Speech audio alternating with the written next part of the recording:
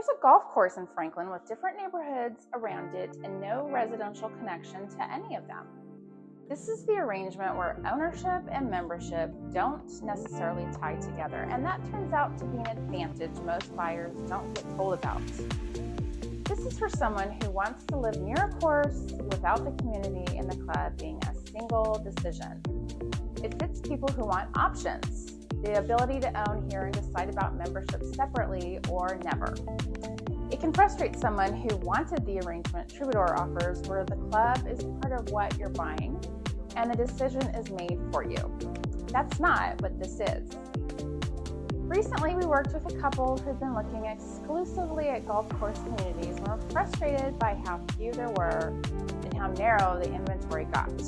When we widened to properties around standalone courses, the field roughly quadrupled and they ended up in a setting they liked better, for less, with the membership question still open, rather than settled for them. Temple Hills Country Club is the only 27-hole club in the area. There are 3 9-hole courses. 27 holes changes how a course plays. You're not playing the same 18 holes every Saturday, and the rotation keeps it from getting stale in a way most members notice within the first season. Membership covers far more than golf. It's tiered, with full and classic golf memberships and social memberships, and it runs a full year-round calendar of dining, fitness, tennis, pool, and social programming. It's operated by Invited, a national club company, which means membership also carries reciprocal access at clubs around the country. But here's the structural fact that matters.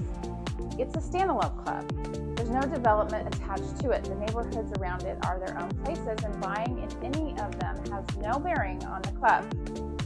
That sounds like a limitation. It's closer to the opposite. Temple Hills is the established option. Mature trees, larger lots, and some properties sitting directly on the green. Because it's been here a while, conditions vary widely. You'll find fully renovated properties beside ones that haven't been touched in years, which means the value is in knowing what you're walking into. It fits a buyer who wants room, settled surroundings, and doesn't mind that finish level is something to evaluate property by property rather than assume. Stevens Valley is the newer, denser choice. It has smaller lots, newer construction, and real walkability, which is the thing people come here for. It's a different intent than the other two. Less about acreage in the course, more about community you move through on foot with current finishes throughout it. Timberline is closest in character to Temple Hills, but with more consistency. Larger lots, larger square footage, and select properties either directly on the course or positioned for the view. It's the option for a buyer who wants the established on-the-course feel with a bit more scale to the property itself. 3 neighborhoods, 1 course, and different lifestyles inside a couple of miles. That's the thing worth understanding here. Proximity to the same course doesn't make them interchangeable, and buyers who shop by distance to the course rather than by neighborhood character tend to get this wrong. Here's the advantage of Temple Hills. At Troubadour, the club is a condition of ownership. At the Grove, it's a choice you make once you're in. At Governor's Club, it's available whether you live there or not. Here, it's simply a separate thing. You buy the property, you want and decide about the club on your own timeline and decide it isn't for you and lose nothing.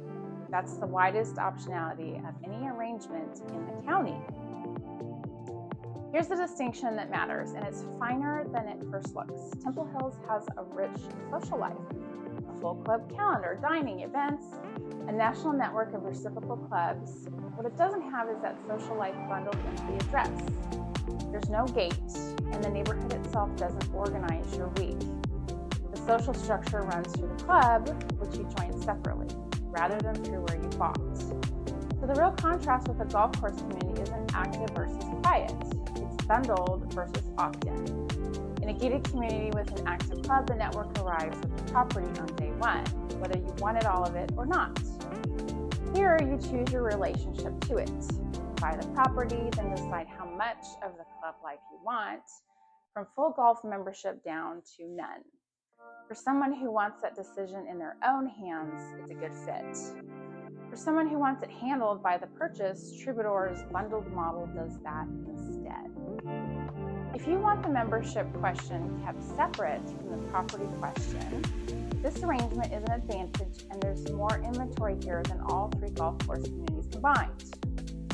If you want it handled in one decision, Troubadour is the community built that way, and the trade-off is a much smaller field and a much more specific commitment. The full comparison, all 14 courses, all 4 tiers, who to call at each club is on the site linked below. Let's find your next story.